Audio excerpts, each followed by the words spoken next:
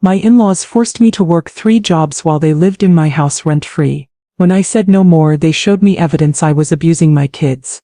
I called my uncle, a retired federal judge. Before we continue, I just want to say thank you for taking the time to hear my story. If you're comfortable, let me know where you're listening from, and what time it is where you are. Now let me tell you my story. I pulled into my driveway at 11:17 p.m. on a Tuesday night, so exhausted I could barely turn off the car engine. 14 hours. I'd been working for 14 straight hours. Hospital shift from 7 a.m. to 3 p.m. as a pediatric nurse at Grady Memorial. Retail shift from 4 p.m. to 8 p.m. at Target. Food delivery from 9 p.m. to 11 p.m. driving for DoorDash. 3 jobs. 70 hours a week. And I was still barely making it. I sat in my car for 5 minutes just breathing, trying to gather the energy to walk into my own house. My house. The house my grandmother Cecilia had left me when she passed 5 years ago. A beautiful 3-bedroom ranch in a good Atlanta neighborhood, worth about $380,000 now, paid off completely. It should have been my security, my foundation, my children's inheritance. Instead, it had become my prison. I finally dragged myself out of the car and walked to the front door. Through the window I could see them. My in-laws, Luther and Diane Hayes, and my husband Kevin. Sitting in my living room, eating Chinese takeout from Jade Palace, the expensive place, probably $60 worth of food. Food I'd paid for with money I didn't have. I walked inside, the smell of sweet and sour chicken hit me. My stomach growled. I'd eaten a granola bar at 2 p.m. and nothing since. "Hey baby," Kevin said without looking up from his phone. "How was work?" Long I looked around. "Where are Zara and Malik?" "In bed," Diane said, licking sauce off her fingers.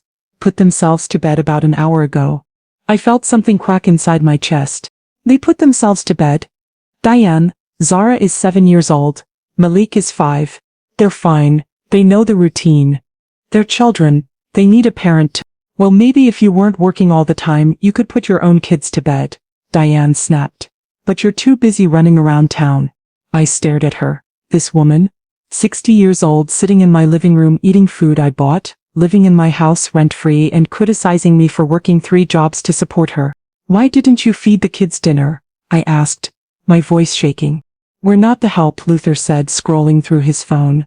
"That's your job, you're their mother." That's when I snapped. "Get out." Everyone looked up. "What?" Kevin said. "Get out, all of you. This is my house. My grandmother left it to me. I want you out." Luther stood up slowly.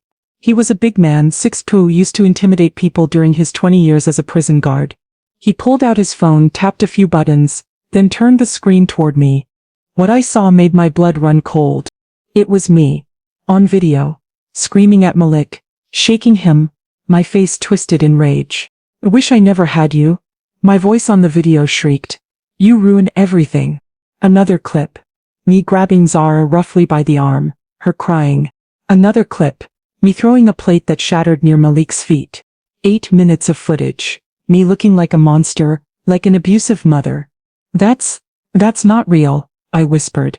"That's edited. You edited that." "CPS won't think so," Kevin said quietly. His voice was flat. Dead, like he was reading a script. Diane smiled. "Neither will your hospital, or family court, or anyone who sees this." Luther stepped closer. "Here's how this is going to work. You're going to add Kevin's name to your house deed. For marriage security, you'll tell people, just protecting the family assets, being the good wife. Then when we're ready," Diane continued, "Kevin is going to file for divorce. And in Georgia, once both spouses are on the deed, the house becomes marital property. The judge will award it to Kevin in the settlement. After all, he'll have custody of the children. He needs the house. And you," Luther leaned in close. "You get nothing. We sell the house, split the $380,000, and you can go rent some shitty apartment somewhere, alone." I couldn't breathe. Couldn't think. "You're insane," I managed. "I'll fight you. I'll prove that video is fake." "Good luck," Diane said. "By the time you prove anything, if you even can, your kids will have been in foster care for months. My husband has a contact at CPS, investigator named Rodriguez. Owes Luther favors from the prison days. He'll fast-track the investigation. Your children will be removed from your custody within 24 hours of us filing the report. And your nursing license." Luther added, "The hospital will suspend you immediately pending investigation. You work with children, Maya. Abuse allegations. You'll never work in healthcare again. Kevin still hadn't looked at me. Just sat there staring at his phone. Kevin, I whispered, please. These are your children, your kids. How can you let them do this? He finally looked up. His eyes were empty. Just do what they say, Maya. It'll be easier for everyone. I stood there shaking, feeling the walls close in. They had me, completely. Fake evidence that looked real. A corrupt CPS investigator. A plan to steal my house, threats to take my children and destroy my career. I was trapped. I need to think, I said quietly. You have 1 week, Diane said. Then we schedule the deed signing. Understand? I nodded and walked upstairs to check on my babies. Zura and Malik were asleep in their beds. Still in their school clothes, faces dirty, hair unbrushed. They'd put themselves to bed because no one else would. I kissed their foreheads and went to the bathroom, locked the door, sat on the floor, and I realized something. I couldn't fight this alone. I wasn't strong enough, smart enough, or connected enough. But I knew someone who was. I waited until 1 a.m. when everyone was asleep. Then I snuck downstairs, grabbed my keys and drove to Grady Memorial Hospital where I'd worked my shift earlier that day. I went to the nurse's break room, locked the door, pulled out my phone. For 2 months Luther and Diane had been isolating me, monitoring my calls, making sure I didn't reach out to family. Every time Uncle Thomas called, Diane hovered nearby. I had to keep conversations short, make excuses, but at 1 a.m. in a locked hospital break room, there was no one watching. I called my uncle. He answered on the 3rd ring, voice groggy. Hello, Uncle Thomas? It's Maya. I need help. I need help right now. Maya? His voice immediately cleared, sharp and alert. What's wrong, baby girl? And then I broke down. Told him everything. The 18 months of Luther and Diane taking over my house. The 3 jobs. The isolation from family. The exhaustion. The fake video. The threats about CPS investigator Rodriguez. The plan to steal my house through the deed manipulation. All of it. I talked for 30 minutes straight while Uncle Thomas listened in complete silence. When I finished, I was crying so hard I could barely breathe. Maya, Uncle Thomas said, his voice completely calm and controlled. Can you get away tomorrow to meet me, without telling anyone? I can call in sick. First sick day in 2 years. Do it. Meet me at the Morningside Cafe on Ponce de Leon at 10 a.m. Don't tell Kevin, don't tell anyone, just come. Uncle Thomas, I'm so scared. I know, baby, but listen to me very carefully. You are not alone anymore. And the people who are doing this to you, they just made the worst mistake of their lives. What do you mean? I'll explain tomorrow. But Maya, they picked the wrong family to destroy. I promise you that. Let me back up and tell you about Uncle Thomas. Thomas Hayes is my mother's older brother. He's 68 years old now, retired 3 years ago. Growing up, I knew he worked for the government. Something with courts. Something important. But Uncle Thomas never talked much about his work. He'd come to family gatherings, play with us kids, tell jokes, and go home. Quiet, private. It wasn't until I was in college that my mother told me the truth. Uncle Thomas wasn't just some government worker. He was a United States District Court judge, federal level, for 30 years. Before that, he'd been a federal prosecutor for 15 years. Before that, a criminal defense attorney for 5 years. 50 years total in the legal system. 50 years of trials, cases, criminals, evidence, and justice. He knew every sitting judge in Georgia, state, and federal. He knew every prosecutor, every defense attorney worth knowing, every CPS director, every police chief. When Uncle Thomas retired, the Chief Justice of the 11th Circuit Court of Appeals spoke at his retirement dinner. The U.S. Attorney General sent a letter. That's who Uncle Thomas was. And Luther and Diane had no idea. The next morning, I called in sick to the hospital. Told Kevin and his parents I was going to the doctor. I drove 30 minutes to Morningside Cafe. Far enough that Luther and Diane wouldn't randomly see me. Uncle Thomas was already there, sitting in a corner booth, 2 cups of coffee on the table. He stood when he saw me and I broke down crying before I even reached him. He held me while I sobbed. Then he sat me down, put the coffee in my hands and said, "Tell me everything again, every detail. Start from the beginning." I told him the whole story again. More details this time. How Luther and Diane had shown up 18 months ago claiming they were evicted and needed temporary help. How temporary became permanent. How they stopped contributing anything. How they manipulated Kevin, used his gambling debt against him. That was new information. I'd found out Kevin owed $18,000 to some underground poker game, and Diane held it over him. How they'd isolated me from family. How they'd forced me to work 3 jobs. How they'd installed security cameras that were actually surveillance to create the fake abuse video. How they had a corrupt CPS investigator ready to fast-track taking my kids. Uncle Thomas took notes the entire time. Legal pad, precise handwriting, asking clarifying questions. When I finished, he set down his pen and looked at me. Maya, what they're doing is criminal. Multiple felonies. Extortion, forcing you to transfer property through threats. Fabricating evidence. Conspiracy to commit fraud. Attempted grand theft. If they used phones or internet to coordinate any of this, that's wire fraud, which is federal. Can you stop them? I'm going to do more than stop them. I'm going to dismantle them so completely they'll spend the next decade in prison. I stared at him. How? By using every connection, every skill, and every legal lever I've developed over 50 years. But I need time. 4 to 6 weeks minimum. Can you pretend to comply while I build the case? What if they push the CPS thing? They won't.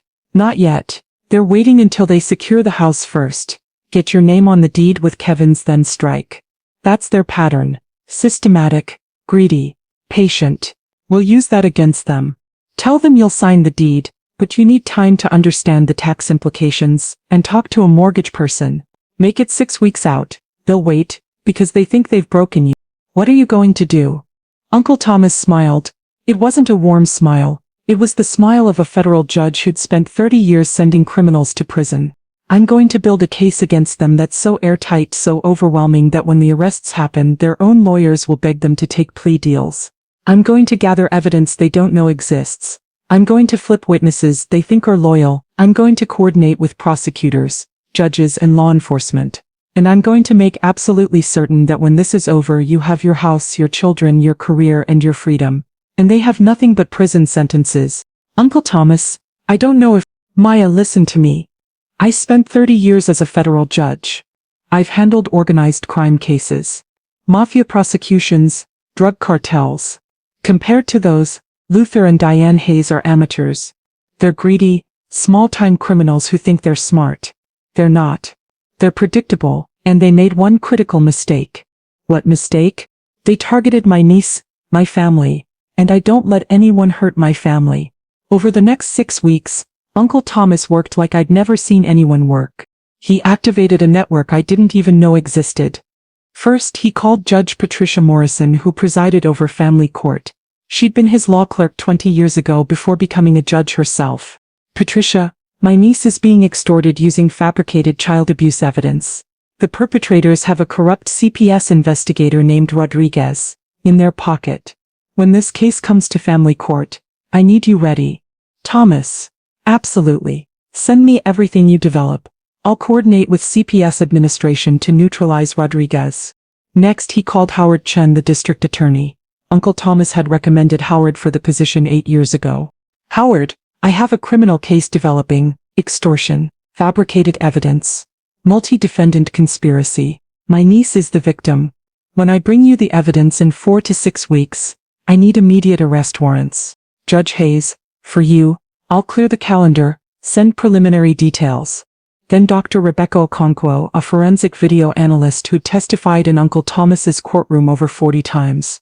Rebecca, fabricated child abuse video. Need complete forensic analysis. Court-ready report that destroys its credibility. Judge, I'll prioritize it.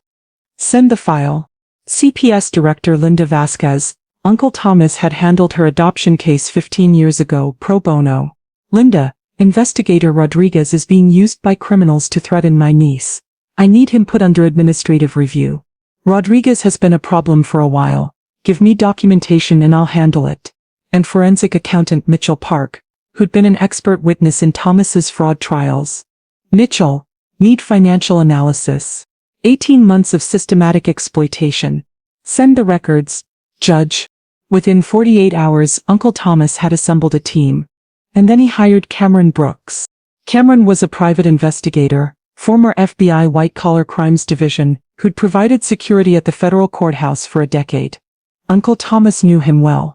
Cameron, I need full surveillance on 2 subjects. Luther Hayes and Diane Hayes. 3 weeks minimum. Every movement. Every expense. Every person they meet. Everything. Cameron started surveillance immediately. For 3 weeks, he documented Luther and Diane's daily lives. Photos of them at the casino. $600 spent in one night. Maya's money. At expensive restaurants, $200 dinners at steakhouses. Maya's money. Shopping at Lenox Mall. $800 on clothes in one trip. Maya's money. Meanwhile, they were telling Maya they had no money, that they needed her support, but they couldn't work. But Cameron's photos showed them spending lavishly, living like they were wealthy. He also documented their daily routine. Sleeping until 10 a.m., watching TV all day. 0 job searching. 0 attempts to contribute. Complete parasites living off Maya's 70-hour work weeks. Then Cameron investigated the neighbor affidavits Luther and Diane had shown Maya. The sworn statements supposedly from neighbors who'd witnessed Maya's abuse. Cameron identified them: Ricky Patterson, James Monroe and Devin Clark. All 3 were former prison guards who'd worked with Luther at Georgia State Prison. None of them lived within 5 miles of Maya's house. They weren't neighbors, they were Luther's buddies, committing perjury. Uncle Thomas added it to the evidence file.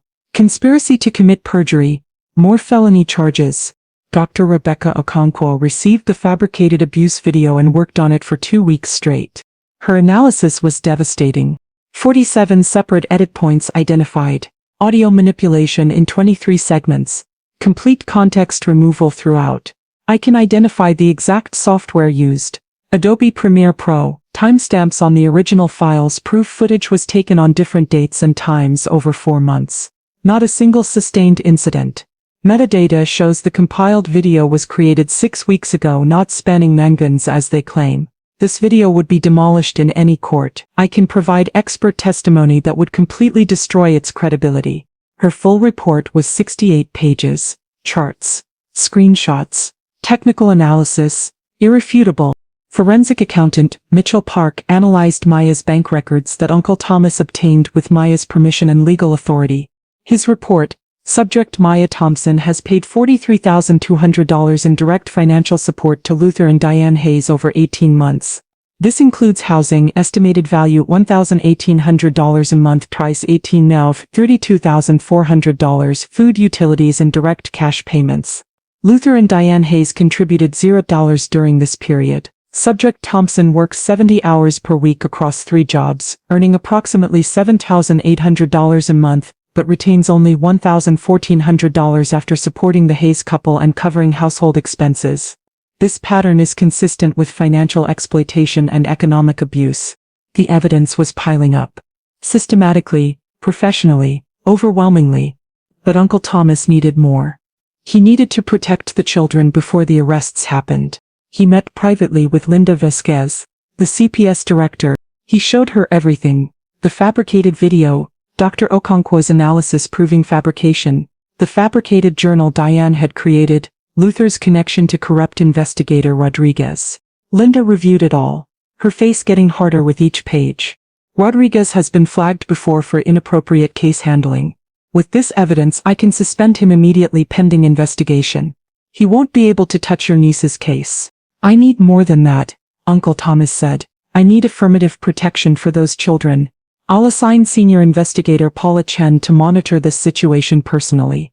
If any report comes in about Maya Thompson, Paula handles it. She'll see the full context: hard-working mother being extorted, fabricated evidence, criminal case being built. Those children will be protected. Uncle Thomas also met with Judge Patricia Morrison in her chambers. If this somehow goes to emergency custody hearing before the arrests, I need you on the bench. I'll make sure any Thompson case gets assigned to me. Those children will not be removed based on fabricated evidence. Not in my courtroom, Thomas. Meanwhile, Maya was playing her part perfectly. She'd told Luther and Diane she would sign the deed, but needed 6 weeks to understand the tax implications. They'd been suspicious at first, but Maya sold it. I'm doing what you want. I just need to make sure this doesn't trigger gift taxes or mess up my credit. Let me do this carefully. Luther had agreed. 6 weeks. But if you try anything, that video goes to CPS and your hospital the same day. I understand, Maya had said, eyes downcast, looking defeated. They believed her. Believed they'd broken her completely. They had no idea what was coming. 5 weeks into the operation, Uncle Thomas made his move on Kevin. He knew Kevin was the weak link, manipulated by his mother, blackmailed over his gambling debt, probably desperate and scared. Uncle Thomas had Cameron investigate Kevin specifically. They discovered Kevin had $18,000 in debt to an underground poker game run out of a bar in East Atlanta. He'd been borrowing money from his mother to make payments. And Diane was using it against him. Cameron's surveillance had captured a conversation in Luther and Diane's car.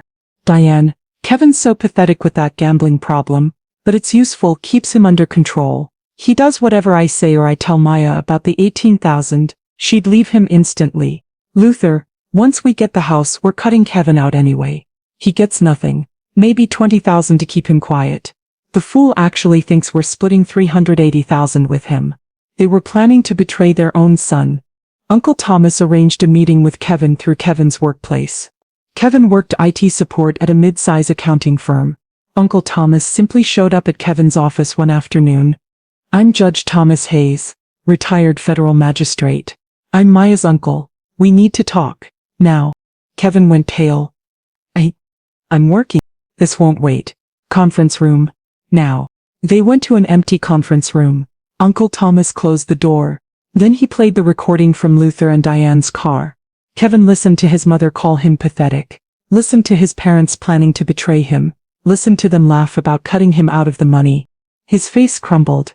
You've been manipulated your entire marriage, Uncle Thomas said quietly. Your mother has been using your gambling debt as blackmail. She's been controlling you, using you, planning to discard you once she gets what she wants.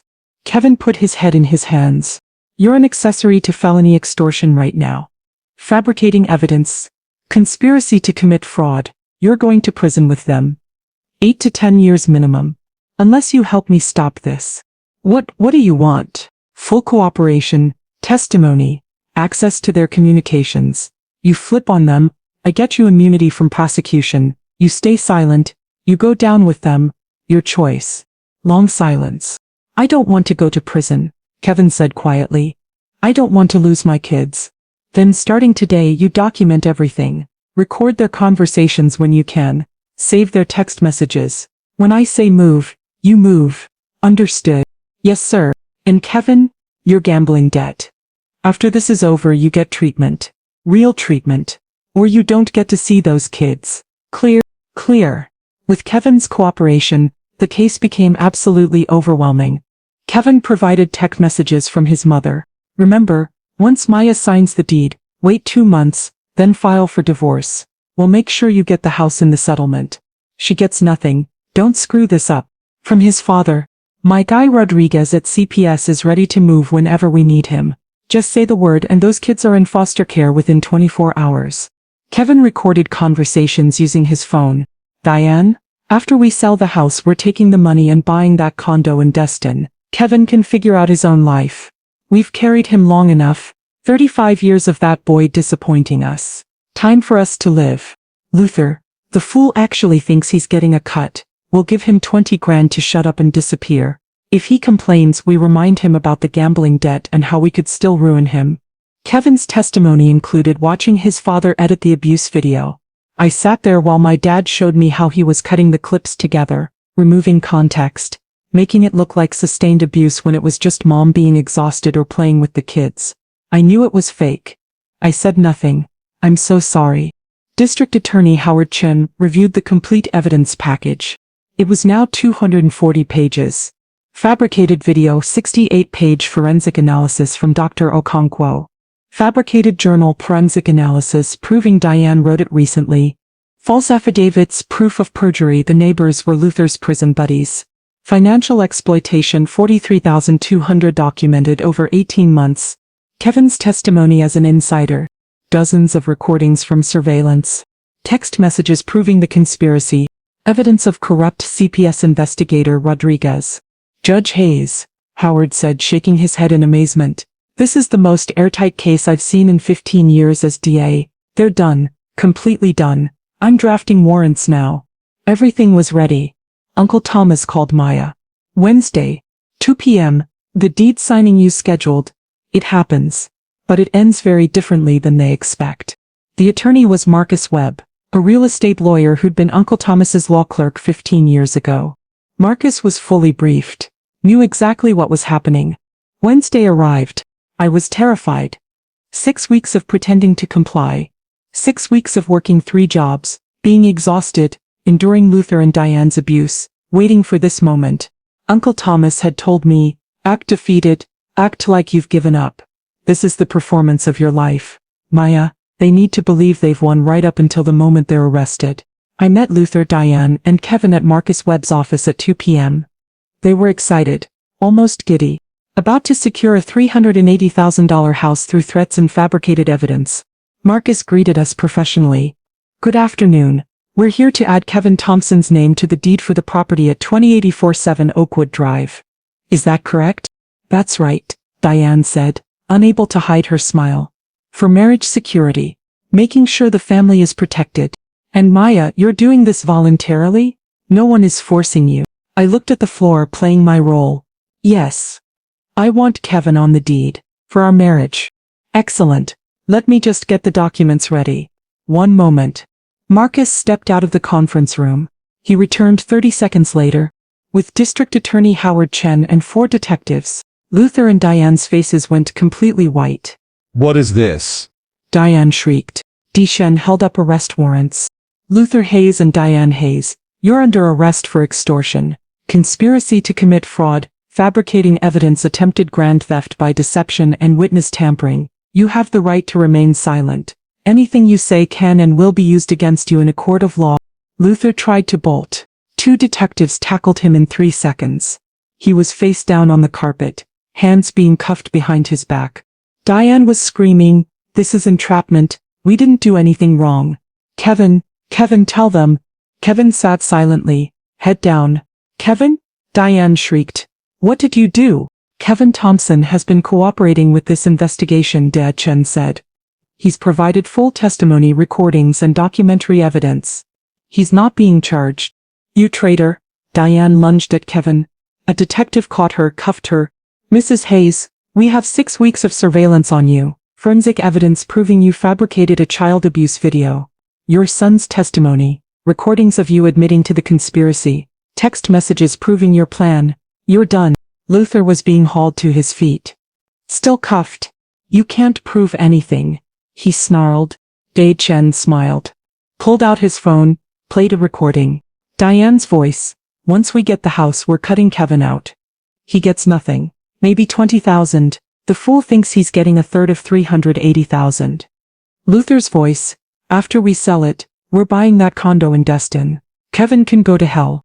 Luther's face went gray. They were let out in handcuffs, both of them screaming about lawyers and wrongful arrest, and entrapment. When they were gone, I collapsed into a chair. It was over. 6 weeks of terror. 18 months of abuse. Over. Chen turned to me. Miss Thompson, you're safe now. Your children are safe. We've coordinated with CPS Director Vasquez, has been briefed on everything. There will be no investigation of you. The fabricated evidence has been completely discredited. I started crying. Marcus handed me tissues. Kevin stood up. Maya, I'm so sorry. I'm so sorry. I was weak. I let them control me. I let them hurt you. I don't expect forgiveness. I'm sorry. I looked at him. This man I'd been married to for 10 years. Father of my children. I'm filing for divorce. I said quietly. And I'm getting full custody. You can see the kids supervised. That's it. I understand. That's fair. That's more than fair. And you're getting treatment for the gambling. Real treatment. I will. I promise. Chen cleared his throat. Mr. Thompson, you're free to go. We'll need your continued cooperation as the case proceeds to trial. Kevin nodded and left. I sat there with Marcus and Chen. What happens now? I asked. Luther and Diane will be arraigned tomorrow. Bail will be set high. These are serious charges. Then the case proceeds. But Miss Thompson, I need you to understand something. The evidence is overwhelming. Their own attorneys will tell them to take plea deals. This won't go to trial. They'll plead guilty to get reduced sentences. How long will they be in prison? 7 to 10 years minimum. These are multiple felonies. Extortion alone is a Class C felony in Georgia. 2 to 10 years. Add the other charges and they're looking at significant time. 7 to 10 years. My children would be teenagers by the time Luther and Diane got out. Safe, protected, free. The legal proceedings moved quickly after that. Luther and Diane were arraigned. Bail was set at $100,000 each, which they couldn't make. They sat in jail for 2 months while their court-appointed attorneys reviewed the evidence. Both attorneys came to the same conclusion: you need to take the plea deal. If this goes to trial, you'll get the maximum on every charge. The evidence was simply too overwhelming. Dr. Okonkwo's forensic report destroyed the abuse video completely. The journal was proven to be recently fabricated. The neighbor affidavits were proven to be perjury. Kevin's testimony was damning. The recordings were irrefutable. They had no defense. Luther Hayes pled guilty to extortion, fabricating evidence, and conspiracy to commit fraud. Sentenced to 7 years in state prison. Restitution of $43,200 to me, joint obligation with Diane. Permanent restraining order 500 feet minimum from me and the children.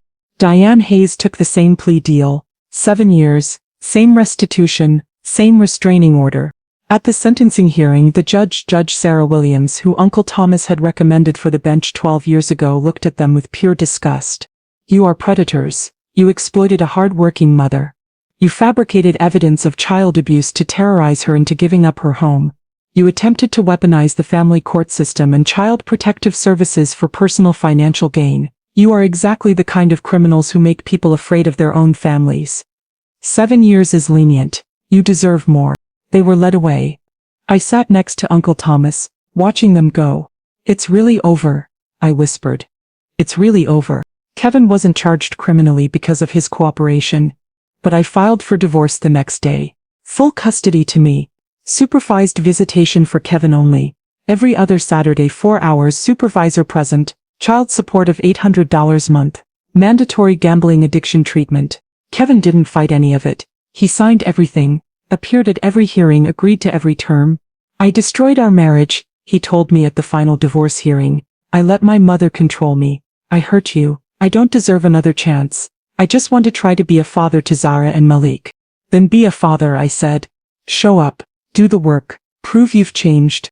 The divorce was finalized 90 days later. That was 2 years ago. I'm 36 now. Zara is 9. Malik is 7. I quit the 2 extra jobs. I work only as a hospital nurse now. 40 hours a week, making $5,800 a month. It's comfortable, more than comfortable without supporting 2 parasites. I live in my house, the $380,000 inheritance my grandmother left me. The house I almost lost. The house I protect. The kids are thriving. Happy, well-adjusted. We did therapy for 6 months after everything happened. Dr. Patterson helped them process the chaos, the stress, the changes. Now they're just normal kids. Zara wants to be a lawyer like Uncle Judge. Malik wants to be a detective.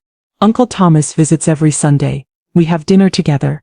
He tells the kids stories, carefully edited versions of cases he handled, teaching them about justice and fairness and standing up to bullies.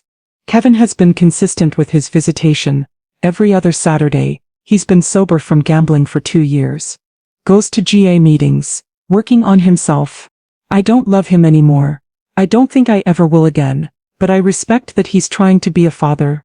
The restitution came through slowly. Luther and Diane paid through prison work programs $50 a month each. After 2 years, I've received about $2,400 of the $43,200. I'll get the rest eventually. I put it all in a college fund for the kids. And I started doing advocacy work. I volunteer with Atlanta Legal Aid now, helping women who are facing false abuse allegations, usually from family members trying to steal custody or property. I speak at community centers about financial exploitation by family members. I partner with CPS to train investigators on recognizing fabricated evidence. Last week, I taught a class at the West Side Community Center. 40 people showed up. An older woman raised her hand. How did you fight back when they had so much fake evidence against you? When they had you so trapped? I smiled, thinking about that moment in the cafe with Uncle Thomas. I called my uncle. I told him everything. The isolation, the threats, the fake video, the plan to steal my house. All of it. And he said something I'll never forget. He said, "I was a federal judge for 30 years. I know every legal lever in this state. They picked the wrong family to destroy." And he was right. See, Luther and Diane thought they were so smart, fabricating evidence, manipulating my husband, backing me into a corner with threats against my kids and my career. But they didn't know my uncle had spent 50 years in the legal system. They didn't know he had connections with every prosecutor, every judge, every CPS director in Georgia. They thought I was alone and helpless. I wasn't alone. And once Uncle Thomas got involved, their entire scheme collapsed in 6 weeks. So here's my advice. If you're being abused by family members, if they're using fake evidence to control you, if they're threatening to take your kids or destroy your career, find someone you trust who has expertise. A lawyer, a judge, a social worker, a detective. Someone. Tell them everything, don't hide it, don't suffer in silence. Let them help you. I couldn't fight alone. I was too exhausted, too scared, too trapped. But with help, with someone who knew the system and had the connections, we destroyed them, completely, legally, systematically, permanently. They're in prison for 7 years. I have my house, my kids, my career, my life.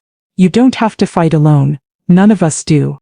The class applauded. After it ended, a young woman approached me. She looked terrified, maybe 25 years old. "My mother-in-law is doing this exact thing," she whispered. "Fake evidence about my kids. Threats. I'm so scared. Do you have family who can help? Anyone with legal connections? My godfather, he's a retired police captain, but I don't know if..." "Call him. Today, right now if you can. Tell him everything. Don't wait. Don't suffer in silence like I did." She nodded, tears streaming down her face. I hugged her. "You're going to be okay. Get help. Fight back. You're stronger than you think." That night, Uncle Thomas came over for Sunday dinner like he does every week. Zara and Malik attacked him the moment he walked in. Uncle Judge, I got an A on my math test. I scored 2 goals in soccer." He laughed, hugging them both. "That's wonderful. I'm so proud of both of you." During dinner, Malik asked, "Uncle Judge, when you were a real judge, did you catch bad guys?" "I didn't catch them myself. Police and FBI agents caught them. But I made sure they got fair trials, and if they were guilty I made sure they went to prison for the right amount of time." "Like Grandma and Grandpa Hayes?" Zara asked. The room went quiet.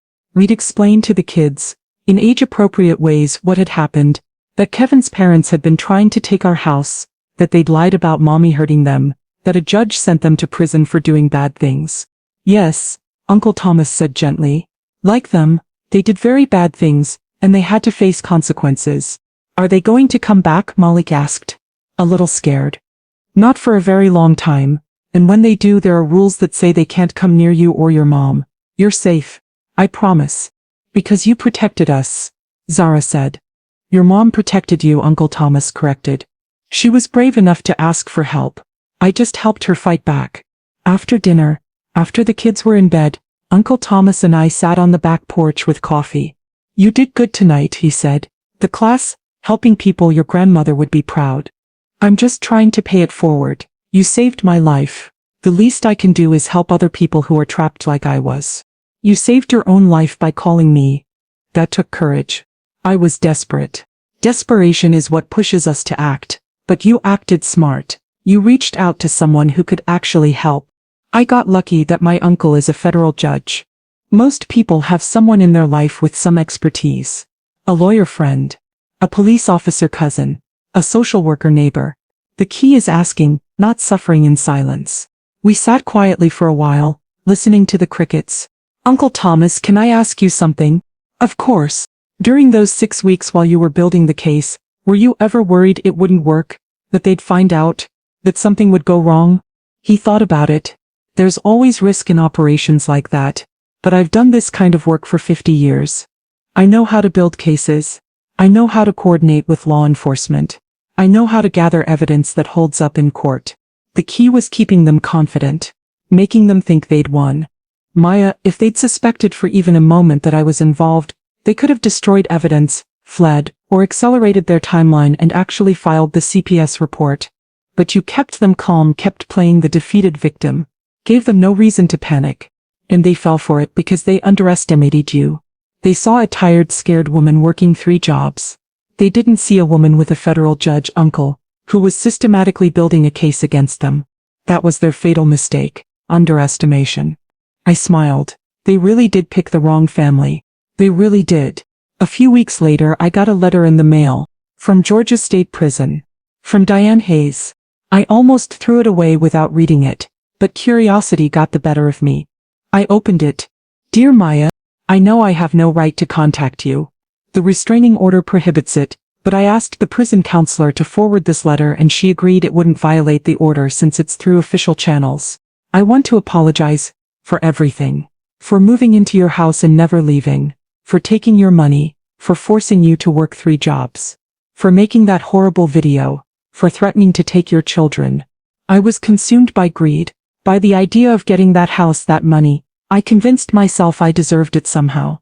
That you owed us because Kevin married you. I was wrong. Completely, utterly wrong.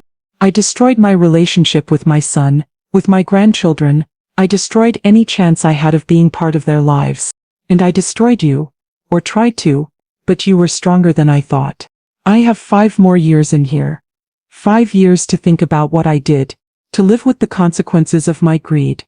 I hope you're happy. I hope Zara and Malik are happy. I hope you've rebuilt everything I tried to destroy. I don't expect forgiveness. I just wanted to say I'm sorry. Diane. I read it twice. Then folded it, and put it in a drawer. I didn't respond. There was nothing to say. Diane was the past. A painful chapter that was closed. The present was Zara's laughter. Malik's soccer games. My work at the hospital. My advocacy at the community center. Sunday dinners with Uncle Thomas. The present was freedom. Safety. Peace. That's what mattered. A few months later I was at the hospital starting my shift when one of the other nurses, Jennifer, pulled me aside. Maya, can I ask you something personal? Sure. I heard about what happened with your in-laws. The whole situation.